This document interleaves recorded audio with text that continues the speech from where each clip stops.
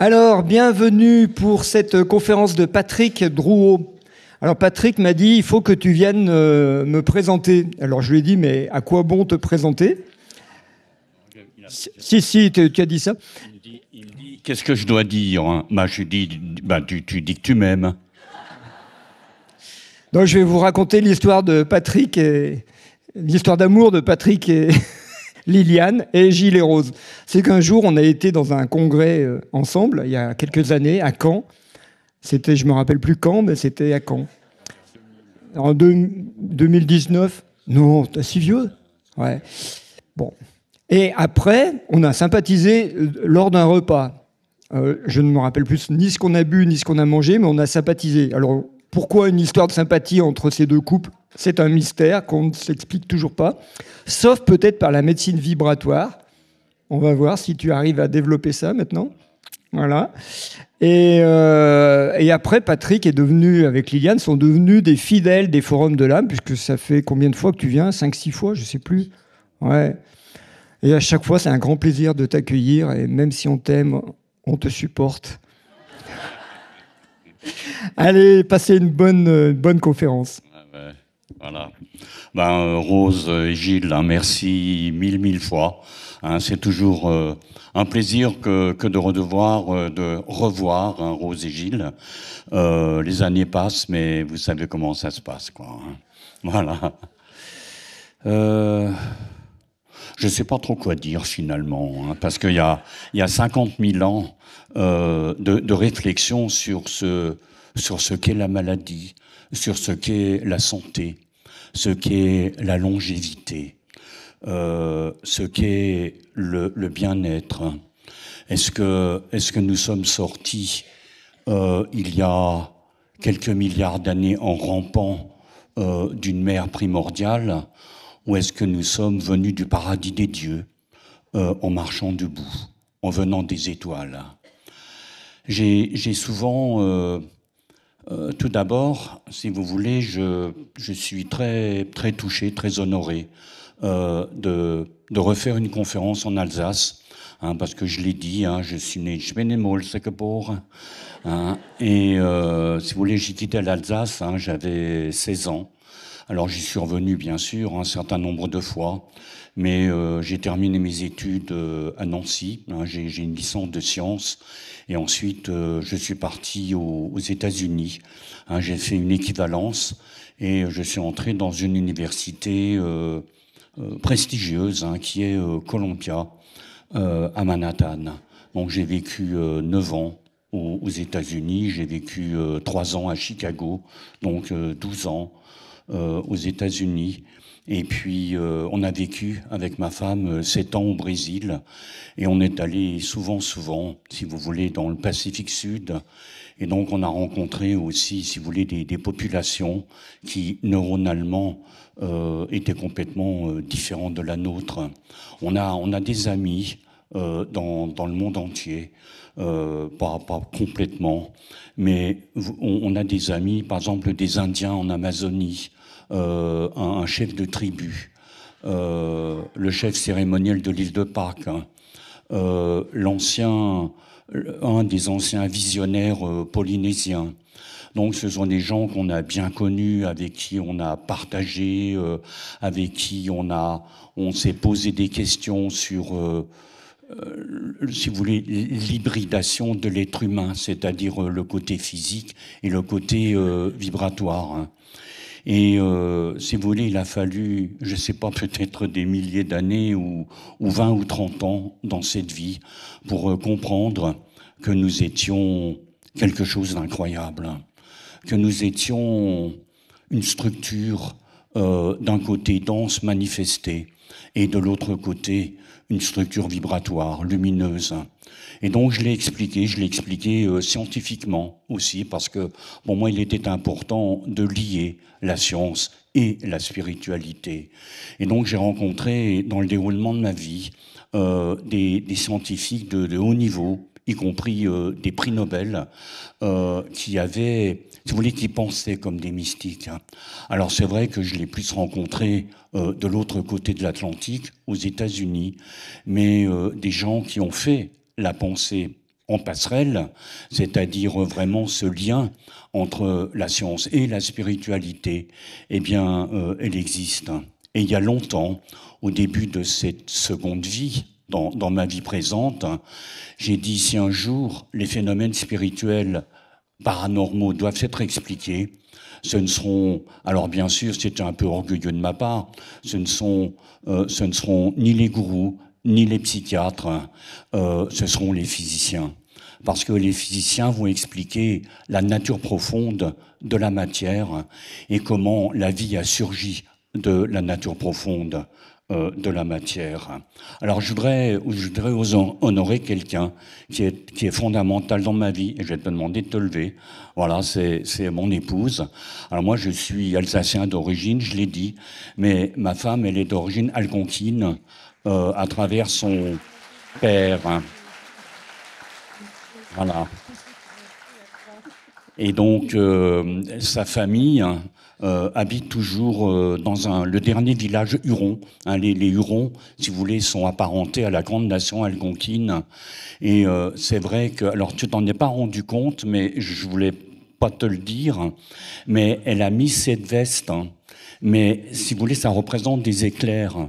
Mais dans la tradition algonquine, c'est l'oiseau tonnerre. Donc aujourd'hui, si vous voulez, elle symbolise l'oiseau tonnerre qui représente l'aigle dans le Grand Nord américain, parce que les aigles ne montent pas si haut. Donc il y a d'autres symboles. Donc voilà, c'est mon oiseau tonnerre à moi. Hein.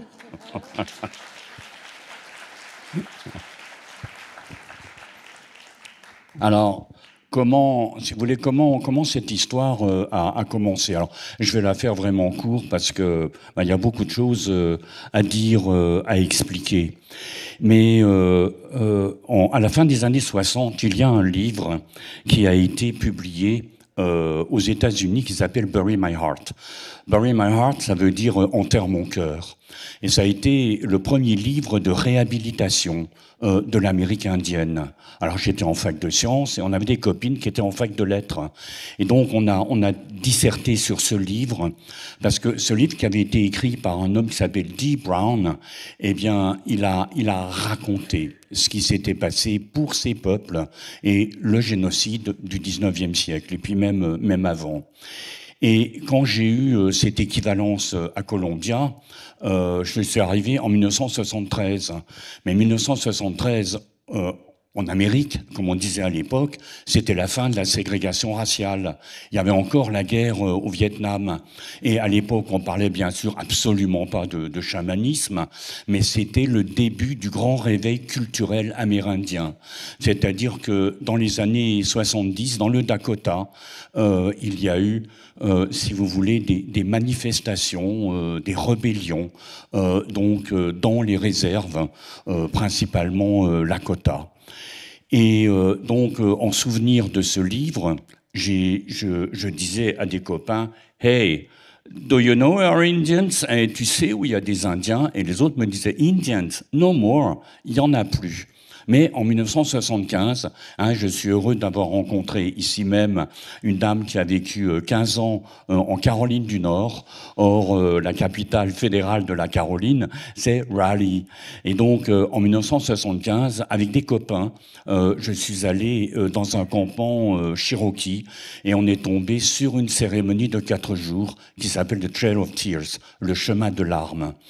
En octobre 1838, ce peuple qui faisait à peu près 30 à 40 000 personnes, eh bien, ont été déportés de leurs terres originelles, donc les Carolines, il y a Caroline du Nord, Caroline du Sud, vers ce qu'on appelait à l'époque Oklahoma. Oklahoma, en dialecte local, veut dire là où rien ne pousse. Et donc, ils ont été donc déportés en octobre 1838, c'est-à-dire au début de l'hiver. Et donc un Indien sur 4 est resté sur le bord de la route. Et donc, si vous voulez, il y a eu ce qu'on appelle le syndrome transgénérationnel. Et ils ont mis peut-être une trentaine d'années à tout doucement, si vous voulez, récupérer.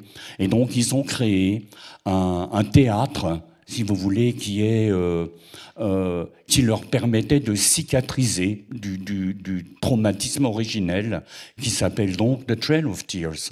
Et en fait, sans le vouloir, avec mes copains, on est tombé dans cette cérémonie. Mais pour la première fois, j'ai vu des gens qui pensaient différemment, qui percevaient le monde différemment, qui se percevaient eux-mêmes d'une manière différente. Et donc j'ai commencé à comprendre que la manière dont nous pensions, la manière dont nous vivions, la manière dont nous réfléchissions, la manière dont nous prenions nos décisions, la manière dont nous étions connectés aux forces vives de la création, eh bien, dépendait aussi de structures profondément neuronales. Alors bien sûr, sur le coup, c'était pas ce que j'allais comprendre. Il m'a fallu des années pour commencer à briser une carapace. Parce que bien sûr, j'ai été structuré dans la pensée occidentale. Mais il a fallu comprendre que les visions de tous les sages, de tous les saints, de tous les mystiques de l'humanité, c'était pas uniquement si vous voulez, des contes pour des gens un peu simples, mais que c'était la vérité d'un univers extraordinairement vivant. Alors, voilà, si vous voulez, c'était une introduction, mais oui, ça marche pas trop, leur histoire. Je l'ai vu tout à l'heure, le monsieur précédemment, il a eu un peu le même souci. Alors, attendez, toc, toc, toc. Il faut donner un coup de pied. Alors attendez, je vais par là. On m'a demandé de pas... Voilà, voyez. Alors, enfin, je peux faire sans, mais il y a vraiment des belles choses que je peux... Alors attendez, je fais ça. Vous voyez, hein? Comment? Oui, est-ce que vous pouvez descendre parce que ça marche pas. Vous voyez, tac, voilà. Alors, si vous voulez, en fait, c'est un peu la présentation de ce dernier livre. Donc, j'ai écrit 11 livres, j'ai été traduit en 8 langues. Et donc, quand j'ai voulu écrire La révolution de la médecine vibratoire, je me suis dit, mais il y a déjà beaucoup de choses qui ont été écrites sur les chakras, sur les corps d'énergie. Qu'est-ce que je peux apporter de plus? Et en fait, ce que je pouvais apporter de plus, eh bien, c'était la passerelle entre la pensée scientifique occidentale, plus exactement la mécanique quantique, et puis, si vous voulez, la structure vibratoire de l'être humain. Mais il fallait commencer par le commencement, c'est-à-dire que je suis reparti à 50 000 ans dans le passé, et donc j'ai trouvé l'origine, si vous voulez, des médecines chamaniques. Parce que, si vous voulez, le terme de chaman, ce sont les anthropologues du 19e siècle qui l'ont emprunté. C'est un terme de l'Est sibérien, saman, c'est S-A-M-A-N. Et saman veut dire celui ou celle qui a vu, ou celui ou celle qui sait. Et donc, voilà. Voilà, merci. Voilà, ouais, en bas, voilà, boum. Voilà, alors on fait, oh, c'est beau. Voilà, voilà, on commence, voilà. Alors, si vous voulez, comment l'ouvrage a germé dans mon esprit? En fait, je voulais rembobiner et repartir à l'origine. Je vais vous donner un exemple. Vous savez, dans la tradition chamanique, il y a 3 mondes. Le monde physique, peuplé par les esprits de la nature, et bien sûr les 4 règnes dont nous faisons partie, et ensuite le monde souterrain, peuplé par des animaux primordiaux, des esprits de différentes manières, et puis le monde sublimé, le monde d'en haut. Mais dans la tradition, si vous voulez, chamanique mondiale, le chaman, c'est celui qui voyage dans les 3 mondes. Autrement, c'est un homme ou une femme médecine. Donc un homme ou une femme médecine, medicine man, medicine woman, eh bien, eux connaissent les prières, connaissent les rythmes particuliers d'appel des esprits, les rythmes de descente dans la terre profonde ou aller vers les étoiles, mais ils ne font pas le voyage dans les 3 mondes. Mais ce qui m'avait interpellé, c'est qu'ils expliquent, parce qu'on en a rencontré des traditionnels. Donc c'est pas évident dans le monde d'aujourd'hui, parce que, si vous voulez, la plupart des traditionnels, eh bien, subissent, enfin, sans le savoir, des influences de la pensée occidentale. Donc il a fallu enlever, si vous voulez, on va dire le substrat occidental pour retrouver l'ancienne pensée chamanique.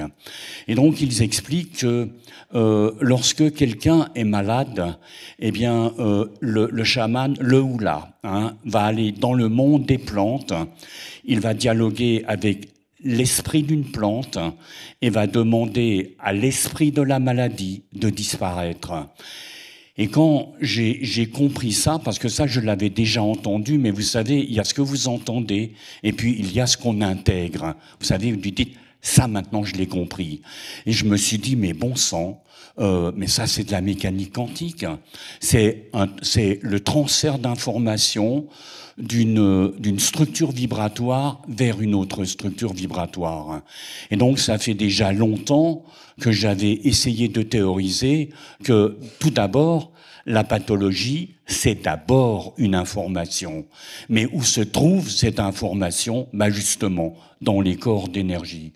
Et donc vous allez prendre une information d'un objet quelconque ou d'une plante quelconque ou d'un minéral quelconque ou alors les baguettes de coudrier ou ce que Rose et Gilles enseignent, c'est-à-dire vous émettez une radiation, une information qui va donc éradiquer une information parasite.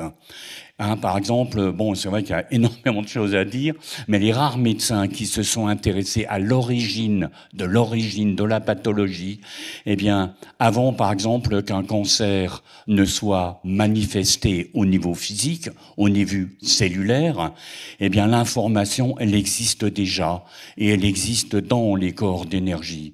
Et donc, c'est un transfert d'informations de niveau d'énergie en niveau d'énergie. Maintenant, vous comprenez, on entre dans ce qu'on appelle la prévention de la maladie. Mais ça, je voudrais en parler un petit peu après. Mais à l'origine de la physique quantique, eh bien, il y a l'esprit de la médecine chamanique. Alors, si vous voulez, après l'aventure, on va dire chez les Cherokees, je termine mes études, je passe un 3e cycle en physique théorique. J'ai un 3e cycle sur la nature du temps en mécanique quantique. Donc, j'ai expliqué à une étudiante en sociologie. En fait, j'ai repris les travaux du professeur de mathématiques d'Einstein. Et donc, Minkowski, en 1908, il a développé la métrique spatio-temporelle, c'est-à-dire, c'est quoi exactement le temps? C'est quoi le temps? Vous comprenez bien que dans nos rêves les plus fous, je me suis dit, mais si j'arrive à bloquer le temps qui nous traverse, théoriquement, tu ne vieillis plus. Parce que le flux temporel, le temps qui est linéaire, unidirectionnel et constant, si on arrive à ralentir le temps, tu ne vieillis plus de la même manière. Donc on a essayé si vous voulez, de théoriser des tas de choses pour permettre à un être humain de mieux se comprendre. Mais donc, si vous voulez, c'est à l'origine, c'est l'esprit de la médecine chamanique. Voyez? Alors, excusez-moi, parce que je retourne à l'envers, voilà, doc, vous voyez. Donc, on parle de guérison quantique, finalement. Alors, vous savez que le terme de quantique, il a été un peu utilisé des tas de fois. Ça a été un peu l'histoire de holistique des années 80. Dans les années 80, le terme de holistique, il a été utilisé par des tas de gens sous toutes les formes. Et là, c'est un peu quantique.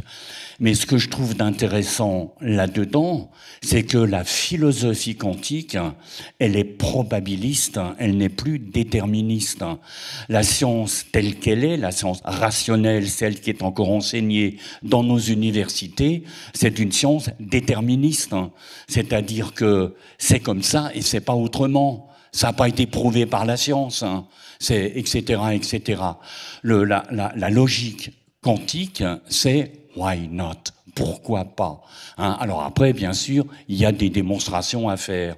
Mais si vous voulez, on a travaillé sur des tas de pathologies aussi, avec des tas de gens qui étaient bien importants, sur la réalisation de projets, sur la compréhension de phénomènes hautement spirituels que des gens traversaient et qu'ils ne comprenaient pas, ou que la pensée occidentale expliquait pas ou mal, mais parler de guérison quantique, eh bien, ça implique la restauration d'un univers stable.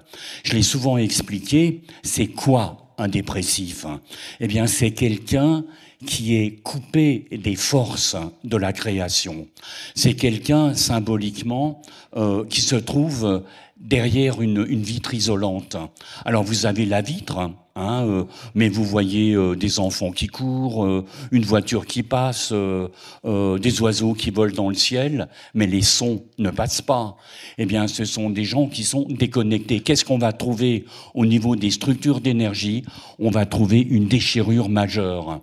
Alors, vous comprenez, on peut théoriser ce qu'on veut. Moi, je peux vous raconter n'importe quoi, mais ce qui me fallait désespérément dans les années du début, eh bien, c'était, si je raconte quelque chose, il fallait que j'ai des résultats. Si vous n'avez pas de résultats dans ce que vous expliquez ou dans ce que vous enseignez, votre truc, il tient pas trop la route. Donc, il a fallu des résultats. Mais surtout, il a fallu comprendre, si vous voulez, comment tout ça, ça marche. Donc, c'est une photo que j'ai prise à la fin des années 80 à Albuquerque. Voilà. Ah, ouais. À la fin des années 80, il y avait une cérémonie importante, un powwow. Powwow, c'est un terme Lakota. Alors c'est pareil. En 1979, je suis rentré en France en 76 après mes études. J'ai travaillé 2 ans pour une société américaine en France, à Paris.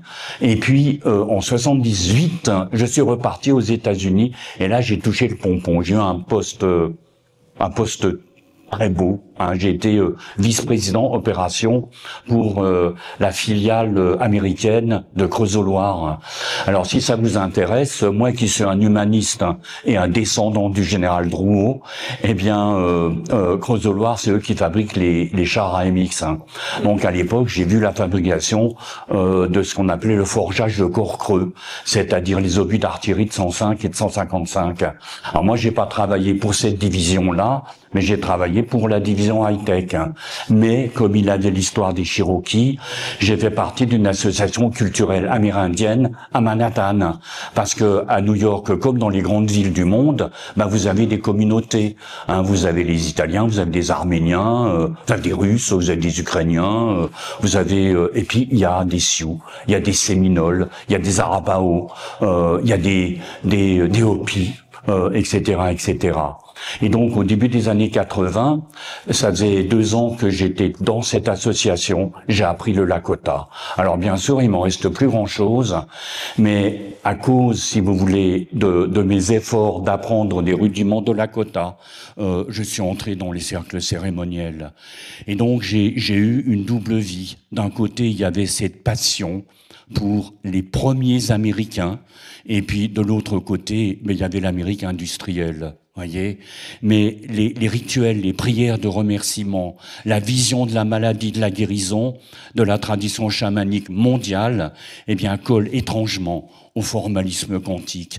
Mais la première chose qu'il fallait, et c'était là où c'était pas évident, c'était de commencer à soupçonner que nous étions des êtres hybrides, c'est-à-dire, et je le répète, un côté physique dense manifesté avec tous les accomplissements de la médecine moderne, et il faut pas rejeter ça non plus, et puis aussi les accomplissements possibles d'une autre médecine. Moi, je suis persuadé, je vous le montrerai tout à l'heure, mais que l'avènement de la médecine des prochains siècles, eh bien, c'est la médecine de la lumière. Voyez, il y a longtemps, et il y a eu le chamanisme planétaire. Qui se rappelle aujourd'hui de James Lovelock? James Lovelock, c'est un scientifique émérite anglais. Et à la fin des années 70, il avait écrit un livre qui s'appelle l'hypothèse Gaïa. Avec Lynn Martens, une microbiologiste de la NASA.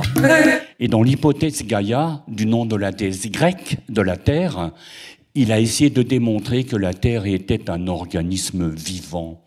Et donc, ce que les peuples traditionnels ont toujours, si vous voulez, ils l'ont pas expliqué, mais ils l'ont vécu.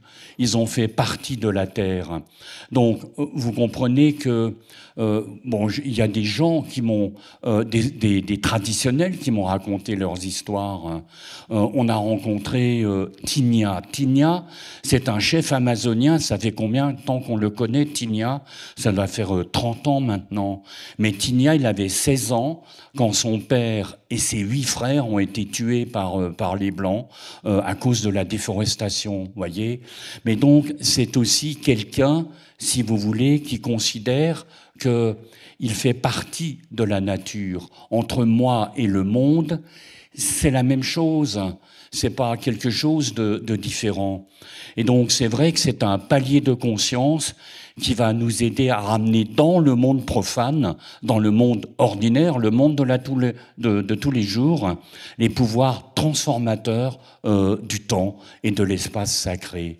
Je crois que demain soir, hein, il y a une table ronde que Rose et Gilles animent avec un ami à nous, un Rémi Rongier, hein, et donc ils vont parler du sacré.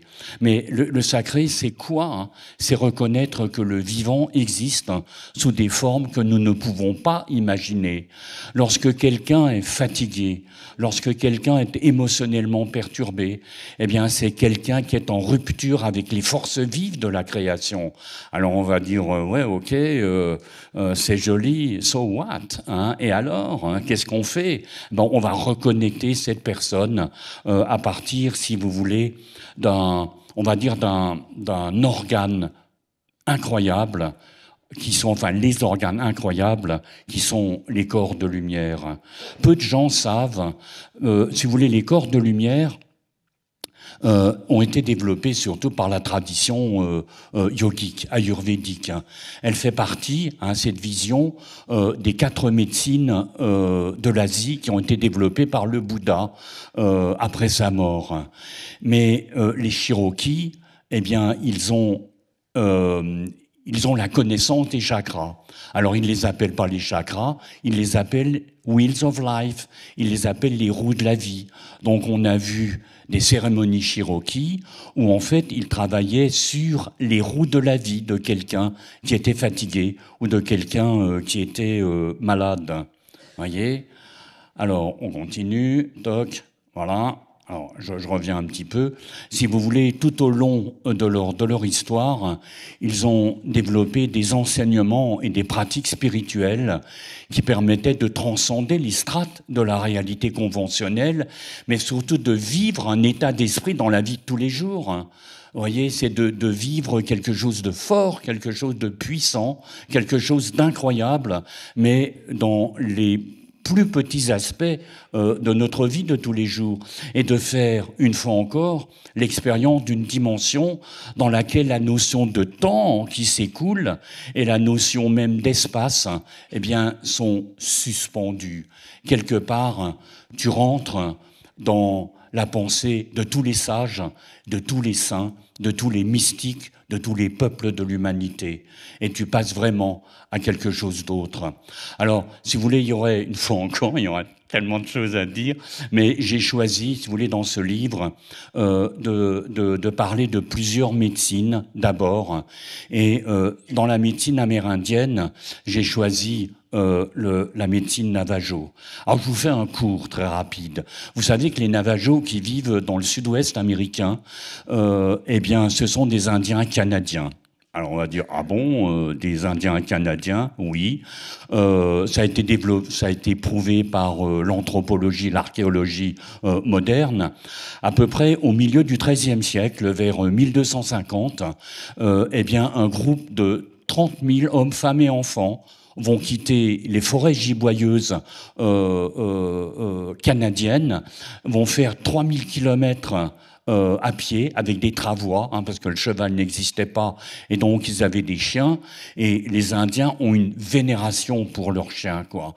Et il n'y a que dans les périodes de grande famine qu'ils se résignaient à manger leurs chiens, parce que les enfants mouraient, les vieux partaient, et donc voilà. Et donc ils sont partis. Alors il y a des peuples qui les ont laissés passer, mais il y a des peuples qui ont dit non, toi tu passeras pas. Donc ils ont fallu qu'ils se frayent un passage, les armes à la main.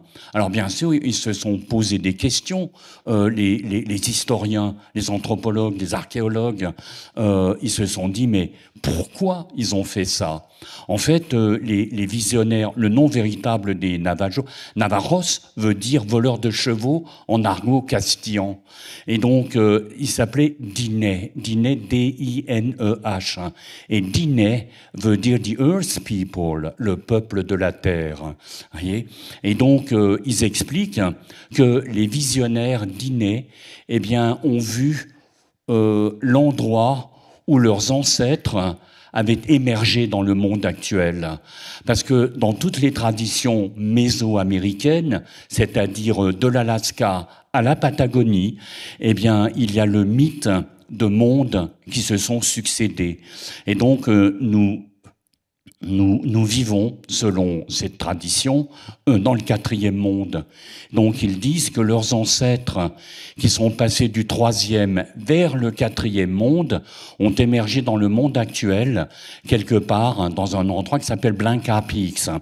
Blanca Peaks se trouve, si vous voulez, au nord de Phoenix, en Arizona. Et donc ils se sont installés là.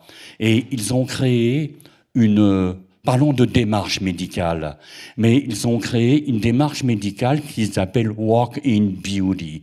Alors on est allé en territoire navajo. J'y suis allé du temps où j'habitais aux États-Unis. Quand j'ai rencontré Liliane, on y est allé ensemble. On a médité ensemble, on a vécu ensemble des cérémonies. À un moment donné, eh bien, tu fais partie de cette création. À un moment donné, la pierre, elle est vivante, hein. L'oiseau est vivant, le nuage est vivant. Hein, tu te rappelles, on a passé du temps en Amazonie. Mais en Amazonie, alors bien sûr, on a une famille, on a des enfants, on a etc. Mais on avait passé presque 3 semaines dans un village indien, à la frontière bolivienne. Alors on était en plein cœur de l'Amazonie. Il a fallu 3 jours de voyage de Rio de Janeiro jusqu'à ce village. Et donc, si vous voulez, au bout de 3 semaines, on s'est vraiment demandé si on allait rentrer, quoi. On a dit, mais alors bien sûr, on allait rentrer parce que, il y avait une vie, il y avait une famille, il y avait, etc. Mais on s'est aussi rendu compte à quel point nous avions perdu tellement de choses. Mais, si vous voulez, c'est lorsqu'on se rend compte de ce que nous avons perdu que nous commençons notre longue marche. La vie, c'est un labyrinthe, et donc nous labyrinthons tous pour aller vers le centre de notre être, le centre de notre monde. Et donc, lorsque tu as trouvé ce centre, eh bien, il y a un autre labyrinthe, tu vois. Mais quelque part, eh bien, tout ça, ça prend un sens. Dans le terme de marcher sur le chemin de la beauté, eh bien, ils vont reconnecter le ou la malade aux forces vives de la création. Et donc, ils vont faire leur cérémonie, si vous voulez, dans des huttes, si vous voulez, en adobe, en espèce d'argile, qu'on appelle un hogan. Et donc, mais dans le hogan, ils expliquent que l'univers est né dans le hogan, que les étoiles sont nées dans le hogan, que les règnes, le règne minéral, végétal, animal et d'une certaine manière humain sont nés dans le hogan. Et donc ils vont faire une peinture sur sable. Ils vont allonger le ou la malade sur la peinture sur sable et donc ils vont chanter des mélopées. Mais quelque part, si vous voulez, et pour moi ça a été un choc presque intellectuel, je me suis dit mais ils ont ramené leur malade au moment du Big Bang. C'est-à-dire qu'ils ont ramené le ou la malade au moment exact où l'univers s'est manifesté, au moment où, si vous voulez, bon, j'ai bien connu les travaux d'un physicien qui était professeur à l'université de New York, qui s'appelle Heinz Pagels. Et Pagels avait théorisé qu'avant le Big Bang, il y avait un code cosmique. Et ce code cosmique, il était parfait. Et c'est lui qui a donné la perfection à l'univers. Vous savez, comment appellent les astrophysiciens l'univers? Ils parlent de l'univers élégant. Alors, encore, pour la petite histoire, mon grand-père, il était ingénieur au chemin de fer d'Alsace. Et donc, il avait deux passions. Il y en a une, il m'a donné le virus. C'était un amateur d'astronomie. Donc, quand j'avais 5 ans, il m'a appris à lire les étoiles. Et puis, c'était un amateur d'opéra. Alors ça m'avait nettement moins branché, quoi. Hein.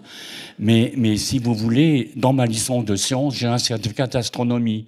Et j'ai voulu devenir astronome. Mais bon, la vie a fait que, voilà, j'ai visité les étoiles autrement.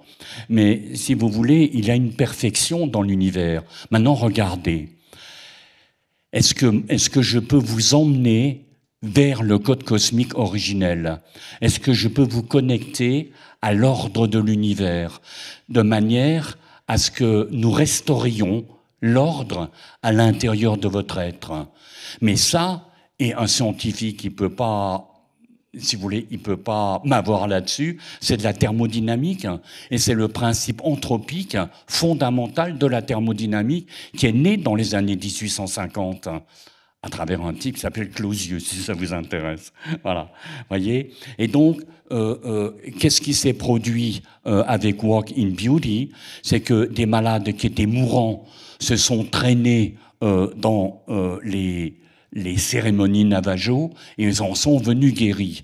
Donc, ils ont développé en 1986, à l'université de Phoenix, Arizona, un cercle d'études interculturelles entre la médecine occidentale et la médecine Navajo.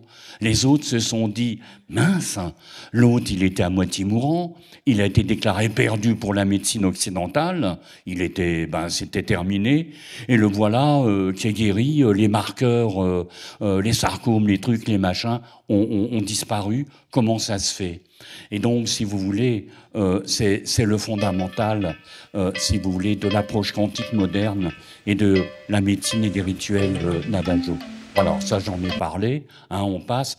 Alors aussi, si vous voulez, là, je passe rapidement, mais on est des amoureux de l'Égypte ancienne.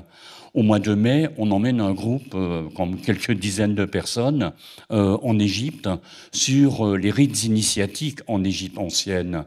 Mais on est allé, alors écoutez, on raconte pas d'histoire, hein, mais je crois 22 à 23 fois en Égypte tous les deux.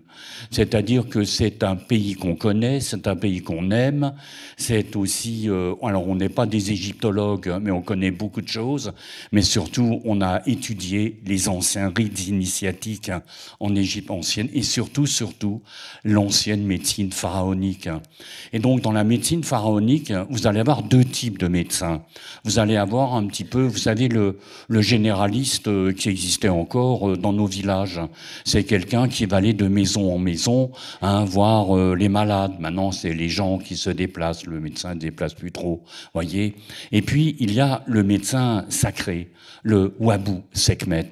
Wabu Sekhmet, lui, il va pas sortir des temples, mais il va utiliser ce qu'on pourrait appeler une médecine spirituelle, une médecine vibratoire. Et donc, pourquoi Wabu Sekhmet? Parce que Sekhmet, c'est la déesse à tête de lionne. C'est l'épouse de Geb, le dieu postier. Pas potier, hein.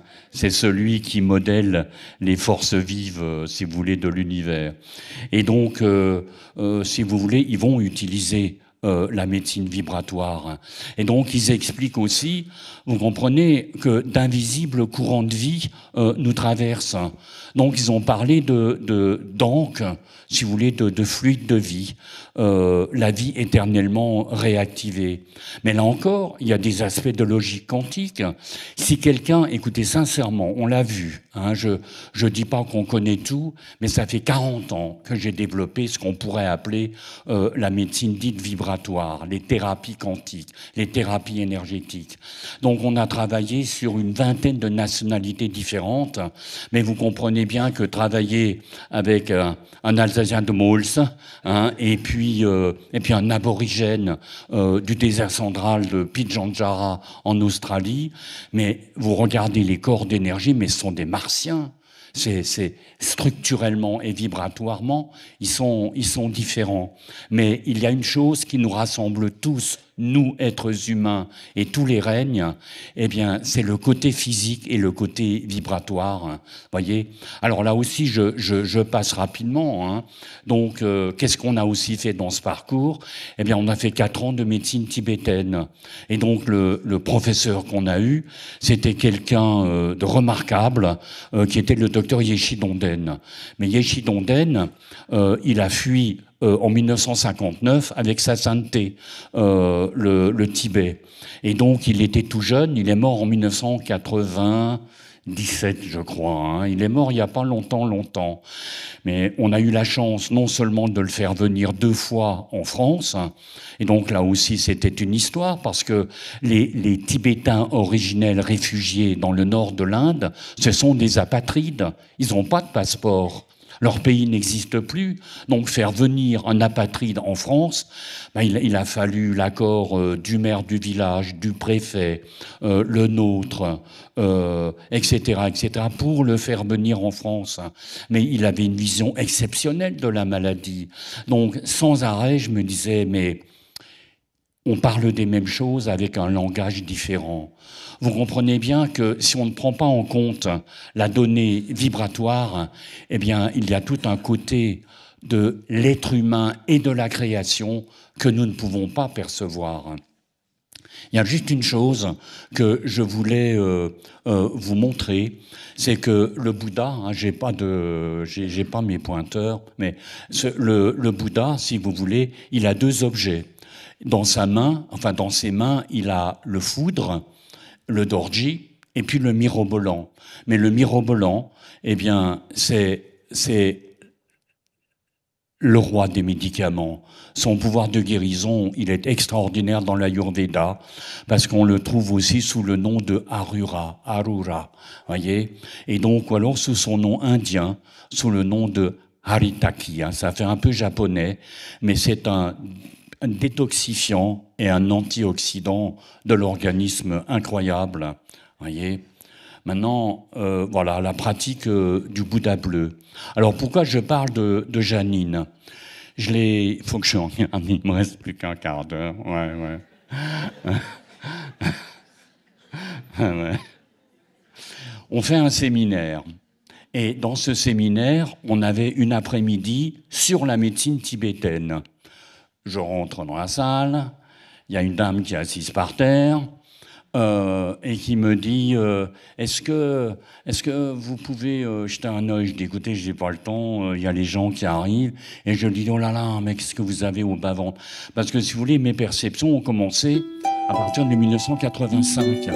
Mais j'ai essayé d'être juste et logique par rapport à ma formation d'origine. J'ai pas voulu le faire en France à cause des structures cartésiennes. Ah, ça c'est jolie musique. Si vous voulez, mais aux États-Unis, j'ai été cobaye dans un labo. On m'a mis 12 électrodes dans la tête et donc ils ont découpé mon cerveau en tranches pour voir comment mon cerveau travaillait quand eux parlaient d'éclairs de surlucidité. Alors vous comprenez, moi j'ai fait le chemin du début jusque voilà. Et donc je me suis dit, est-ce que c'est quelque chose qui m'appartient ou est-ce que je peux l'enseigner? Est-ce que je peux vous enseigner la perception des corps d'énergie? Alors on le dit et on l'affirme, oui on peut, oui c'est transmissible. Ça fait partie de la dotation spirituelle de l'être humain. Enfin bref, donc la dame s'appelle Janine, bon, elle me le dit après. Et donc, je lui dis, oh là là, mais qu'est-ce que vous avez? Elle me dit, ah, vous avez vu? Mais j'ai dit, mais c'est quoi? Elle me dit, oh, j'ai un fibrome, il fait 11 cm. Alors, écoutez, 11 cm, elle me dit, on était le dimanche matin, et elle me dit, je rentre à l'hôpital jeudi, et je passe sur le billard vendredi. Alors, je lui dis, écoutez, je vais vous mettre de la glaise vibratoire sur l'endroit de l'opération, parce qu'on sait, parce qu'on avait l'expérience déjà de quelques années, que le processus de cicatrisation, il était fortement accéléré. Et donc, je fais, vous voyez, alors elle est assise, les autres arrivent, et tout à coup, j'ai une image du Bouddha bleu, Sangye Menla. Il est magnifique, une diapositive en couleur et en 3 dimensions. Et je ne sais pas ce qui me prend, je pense dans ma tête, Seigneur, elle n'a pas le temps de comprendre, libérez-la. Bon. Et je prends, si vous voulez, et du chakra du cœur du Bouddha, je vois des rayons de lumière. Donc, vibratoirement, je prends les rayons de lumière et je la mets sur son bas-ventre. Et donc, je lui dis, écoutez, quand vous serez opéré, eh bien, vous prenez comme de la matière vibratoire lumineuse et vous mettez sur votre bas-ventre. Ça va aider à la cicatrisation, mais vous suivez bien sûr les conseils médicaux. Elle, si vous voulez, elle laisse passer 15 jours et elle appelle le bureau. Et quand elle est rentrée à l'hôpital, on lui fait passer différents examens préopératoires. Le fibrome avait disparu. Alors vous comprenez, ça, c'est arrivé un certain nombre de fois. C'est-à-dire des objets physiques qui disparaissent. Alors bien sûr, on peut se tambouriner la poitrine en disant « Oh là là, ça y est, Jésus, lui, c'était un gamin. Bon, il a eu Lazare, mais comment est-ce qu'on peut, si vous voulez, faire disparaître des objets physiques ? C'est arrivé plusieurs fois. Donc, vous comprenez, c'est à partir de résultats probants, répétitifs, qu'on va commencer à créer ce qu'on appelle une méthodologie de travail, des hypothèses de travail. Donc, il y en a eu d'autres. Il y a eu Janine, mais il y a eu, voilà. Alors, écoutez, je passe cette diapo rapidement, parce que il y a, si vous voulez, une évolution des systèmes neuronaux. Je trouve qu'on est dans un creux, si vous voulez, actuellement, de réflexion au niveau planétaire. Alors moi, je suis pas catastrophiste, je suis un observateur de l'évolution du monde, mais je trouve que le monde n'a pas évolué comme il aurait dû, si vous voulez, ces 10 dernières années. On est passé, si vous voulez, de la synchronisation des hémisphères cérébraux de la fin des années 70, avec la compréhension du cerveau limbique, et puis la fenêtre de déploiement neurocardiovasculaire. Alors donc, ça fait 20 ans aussi, si vous voulez, je me suis dit, mais comment est-ce qu'on peut trouver des outils qui n'existent pas encore, mais qui peuvent faire face à des problématiques qui, elles, n'existent pas encore, mais qui sont seulement en train d'émerger dans le futur, voyez ? Et donc, il fallait, si vous voulez, d'autres systèmes de pensée. Écoutez, j'ai lu, c'est la semaine dernière, je vous donne quelque chose qui m'a vraiment peiné. J'avais écrit un livre qui va être réédité cet automne, qui s'appelle « La révolution de la pensée intégrale ». Mais dans la pensée intégrale, j'avais repris une étude du ministère de la Santé qui avait donc fait une étude sur l'évolution du cancer entre 1987 et 2007, d'ailleurs sur 20 ans, avec une colonne homme et une colonne femme, 24 types de cancers. 20 types de cancers sont en évolution, il n'y en a que 4 qui sont stables ou en diminution. Et je me suis dit, 20 types de cancers Alors, je l'ai raconté parce que j'ai cité mes sources. Eh bien, le cancer de la prostate chez les hommes, 250%. 250% en 20 ans, il y a quelque chose qui ne va pas dans l'histoire. Donc moi, je veux bien être pragmatique, mais à un moment donné, il fallait comprendre qu'il y a aussi d'autres mécanismes qui génèrent ce qu'on appelle la maladie ou la pathologie. Mais la semaine dernière, j'ai lu quelque chose d'autre aussi qui m'a vraiment touché. Le cancer chez les jeunes entre 18 et 39 ans, tenez-vous bien, c'est pas moi, c'est l'OMS, 80%. 80% d'augmentation du cancer chez les jeunes de 18 à 39 ans. Alors on pouvait dire oui, c'est l'augmentation du nombre d'années de vie, les gens vivent plus vieux, etc. On va raconter n'importe quoi. Mais il y a quand même quelque chose, si vous voulez, qui va pas, quoi. Et donc je le dis, on est des êtres hybrides. Et donc, à partir de là, eh bien, il y a une médecine conventionnelle, une médecine du corps-esprit, de réseaux mémoriels qui structurent des pans entiers de notre vie, et puis aussi une médecine vibratoire, une médecine informationnelle. Et donc, on est aussi, quand on parle de thérapie quantique, eh bien, on parle de thérapie informationnelle. Vous voyez, alors je vais vite, parce que voilà, les mutations neuronales de l'avenir. Voyez. Alors, on entre tout doucement dans les sciences de la lumière, parce que nous sommes des êtres lumière. Je vous ai dit, j'ai 1 heure, donc j'essaie d'en dire le maximum, mais regardez. Lorsque nos cellules sont fatiguées ou malades, elles génèrent de la lumière. Et ce sont les recherches d'un universitaire allemand qui s'appelle Fritz Albert Popp. Et Popp a découvert que lorsqu'une plante était blessée, eh bien, cette plante, elle émet des photons. Et donc, elle émet de la lumière. Alors, bien sûr, elle émet quelques dizaines de photons, c'est-à-dire qu'on les voit pas. Mais il a réussi à analyser la longueur d'onde des photons émis par les plantes, 380 nanomètres. Et donc, 20 ans plus tard, avec ses étudiants en postdoc, eh bien, il a démontré, et j'entre pas dans le détail, que lorsque nos cellules sont fatiguées ou malades, eh bien, elles génèrent de la lumière. C'est-à-dire que vous émettez de la lumière. Et donc, ça a été nommé des biophotons, des photons biologiques. Donc, avec ces étudiants en postdoc, ils ont créé une bécane pour analyser la fréquence, la longueur d'onde des photons émis par nos cellules, 380 nanomètres, la même que celle des plantes. Et donc, il a reconnu une fréquence fondamentale. Voyez. Et donc, j'ai rencontré un type aussi on a rencontré un homme remarquable qui est le professeur Melzer à l'hôpital américain de Rio. Et donc, on a été invité par cet hôpital à assister à une opération, un triple pontage cardiaque. Et donc, j'ai pu mettre Cardiosmose, le son que j'avais créé. Donc, on a vu pour la première fois une opération à cœur ouvert. Si vous voulez, comme la poitrine est sciée avec les écarteurs, on voit le cœur battre, c'est très émouvant, ça saigne pas beaucoup.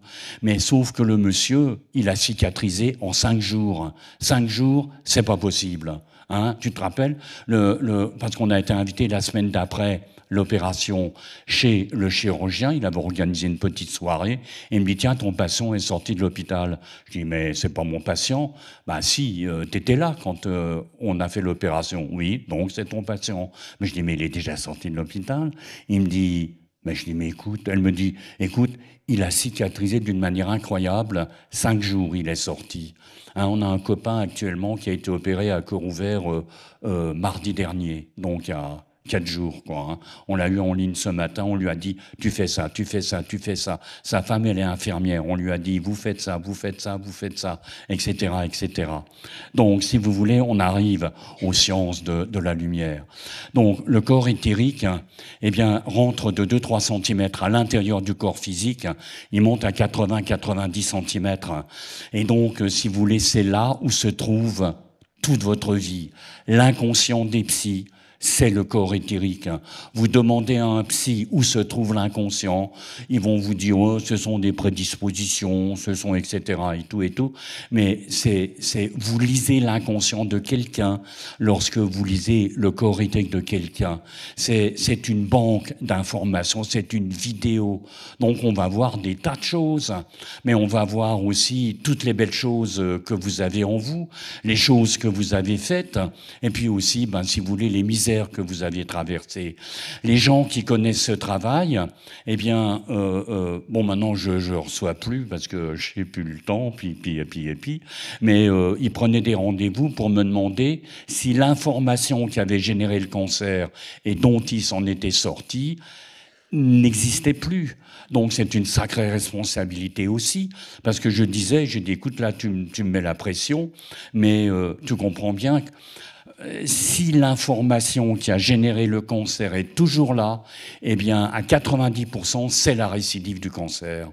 Et donc, on va regarder, si vous voulez, si l'information qui a généré le cancer, eh bien, est encore là ou a disparu. Donc, vous avez une information, mais là encore, c'est de la mécanique quantique.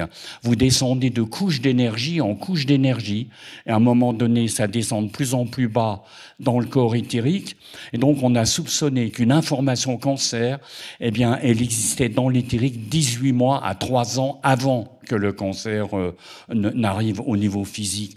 Donc il y a aussi une sacrée médecine préventive, parce que ça fait 40 ans, il y a aussi des gens que j'ai connus à l'époque qui avaient déjà 50 ou 60 ans, donc on a vu comment ces gens vieillissaient et comment leur structure vibratoire, elle vieillissait en fonction de leur âge civil. C'est des gens qui vieillissent moins vite, hein. C'est des gens qui conservent encore une énergie, vous voyez. Et donc, c'est l'histoire de la personne. On va trouver votre papa, votre maman, on va trouver, je sais pas, je vais dire, tiens, c'est marrant, je vois un type avec une moustache, j'ai Robert. Oh là là là là, elle me dit, c'est un des 3 maris. Ah, vous avez été marié 3 fois? Elle me dit, oui, oui, j'ai eu 3 maris et j'ai eu 3 amants. J'ai attiré 6 abrutis dans ma vie, vous pouvez m'expliquer pourquoi, etc. Voilà. Donc, voilà. Si vous voulez, c'est le dernier rempart avant la pathologie. Donc, on va toujours voir, si vous voulez, comment est la structure vibratoire, parce que plus la structure elle est forte, eh bien, plus vous avez de jus. Il y a des choses qui ne se sont jamais démenties en 40 ans de travail. Une structure vibratoire qui est à peu près en bon état, c'est quelqu'un qui est à peu près physiquement en bon état. Quelqu'un qui a un éthérique qui est mal en point, c'est pas quelqu'un qui se sent bien, voyez. Mais vous avez aussi toutes les idées que vous ne connaissez pas encore, les réalisations que vous pourriez faire dans votre vie, bref, si vous voulez. Et puis, bien sûr, il y a le fameux corps astral. Le corps astral, eh bien, ce sont les mémoires de vies antérieures.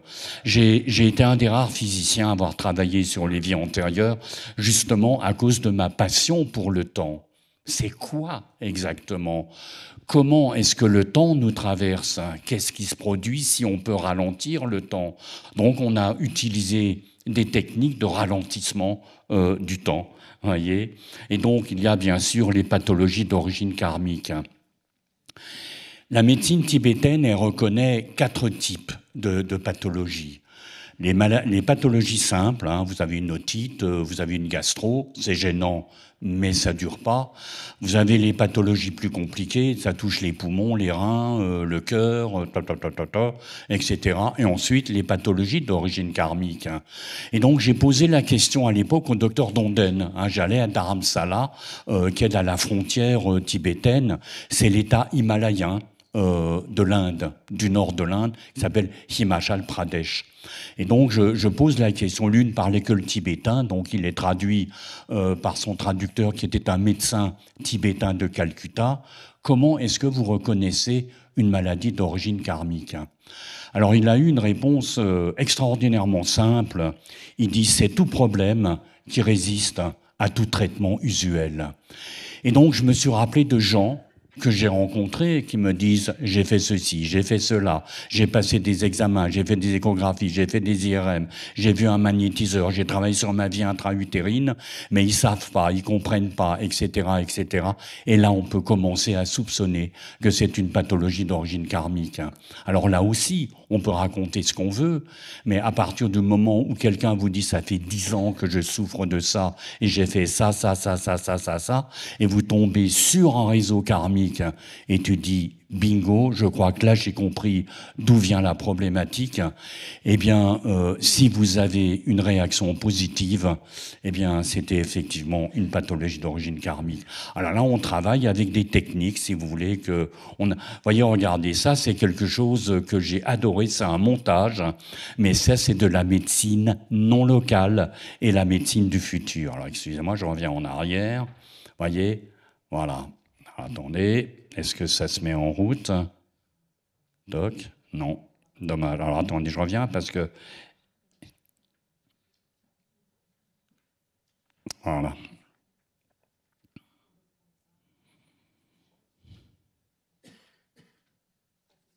Voilà. Tu visualises l'organe devant toi et tu travailles sur l'organe. C'est ce qu'ils font. Hein. On l'a dit, hein, on travaille avec des technologies qui ont entre 50 et 100 ans dans le futur. Hein, voyez. Mais on peut... Regardez, on a aussi... Est-ce que vous pourriez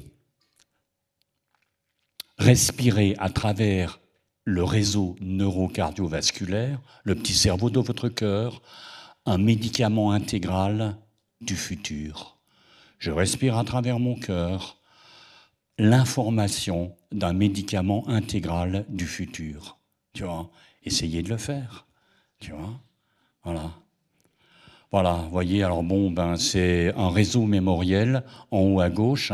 Là, si vous voulez, c'est la technique du pivert. C'est-à-dire que vous brûlez un réseau toxique, hein, vous l'explosez, en fait. On travaille aussi, si vous voulez, la véritable médecine quantique ou quanto-vibratoire. Tu prends de la matière vibratoire, tu crées un gel.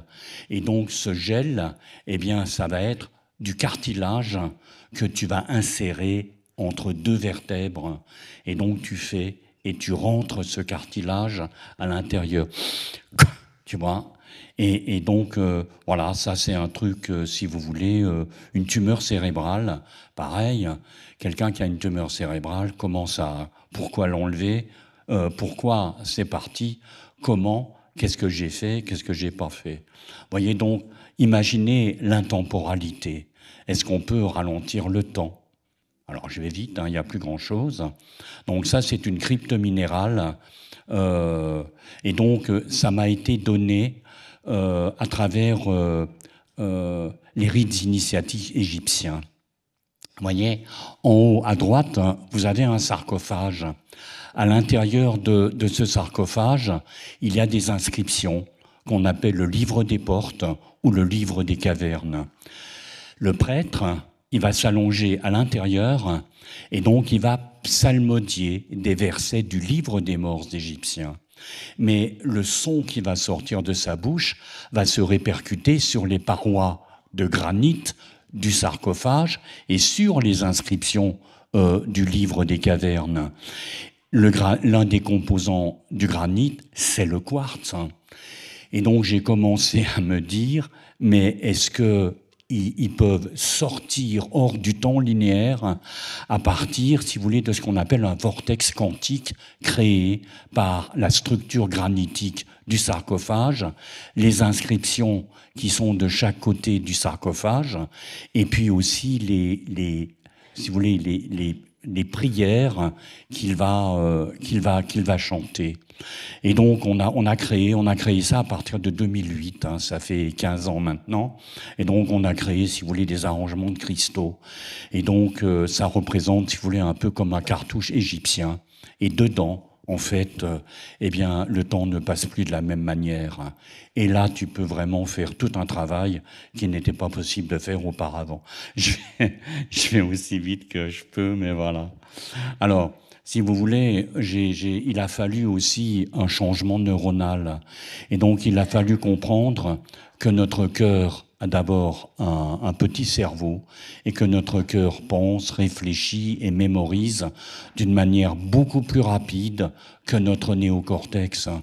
Et qu'en fait, c'est notre cœur qui est, si vous voulez, le maître d'œuvre des 6 autres horloges biocorporelles, cerveau droit, cerveau gauche, cerveau olfactif, cerveau limbique, cerveau solarien, cerveau entérique, le cerveau intestinal, le cerveau cutané, hein, parce que votre peau, c'est un cerveau. Et donc, lorsque ces 7 horloges et ces 7 cerveaux vont travailler ensemble, sincèrement, faites de la cohérence cardiaque. Faites-la sous n'importe quelle forme, mais vous verrez qu'il y a des améliorations en vous, tout autour de vous, dans votre existence et dans l'existence des gens que vous côtoyez. Je veux juste vous montrer, il y a encore une diapo, puis après je termine, parce que voilà, oui, ma femme, elle me dit, mais bon. Voyez, regardez. En haut, vous avez quelqu'un qui est en incohérence neurocardiovasculaire. Mais 80 à 90% sont en incohérence neurocardiovasculaire. Donc on a découvert, mais ça fait 20 ans maintenant, même plus, que c'était une mesure non invasive de l'architecture émotionnelle de quelqu'un. On ne peut pas mesurer vos émotions. Vous dites je vais bien, je vais pas bien, je suis en colère, je suis déprimé. On peut pas. Ça, c'est la mesure. Maintenant, vous avez quelqu'un, voyez, juste en dessous, qui est au milieu, donc c'est quelqu'un qui est en cohérence cardiaque. Voyez, les signaux ont la même amplitude. C'est quelqu'un qui est en cohérence. Maintenant, j'ai découvert quelque chose d'autre. Vous prenez 3 grandeurs électriques qui sont déphasées de 60 degrés. Donc la résultante de ces 3 grandeurs, vous voyez, c'est une onde fixe. Vous voyez, le blanc, il bouge pas. Donc en anglais, ça s'appelle standing waves, des ondes stationnaires. Les ondes stationnaires ont été découvertes par Tesla il y a un siècle par là. Et donc, si vous voulez, mais qu'est-ce qui maintient l'ordre dans l'univers? Ce sont les ondes stationnaires. Lorsque vous êtes en cohérence cardiaque, eh bien, votre cœur émet une radiation qui est identique aux ondes stationnaires. Et à partir de ce moment-là, vous entrez dans l'ordre cosmique universel. Et donc, on a vu des améliorations. Alors, vous comprenez, on est dans le pays qui est ce qu'il est, mais il y a des gens au niveau universitaire, dans des hôpitaux. À l'hôpital universitaire de Lausanne, il y a une infirmière qui travaille en chirurgie cardiaque. Donc, elle utilise la cohérence cardiaque. On a été invité à l'hôpital américain de Rio. Donc, si vous voulez, puis d'autres choses qu'on a faites, mais quelque part, si vous entrez dans l'ordre cosmique universel, eh bien, vous vibrez aussi juste qu'une cloche ou qu'un gong tibétain, voyez, ou voilà. Alors, je dis, nos corps d'énergie recèlent une grammaire informationnelle qui structure nos états de santé, notre longévité et la qualité de vos existences. Et donc, je vous dis, et je le souhaite profondément, bienvenue dans votre futur à potentiel maximal.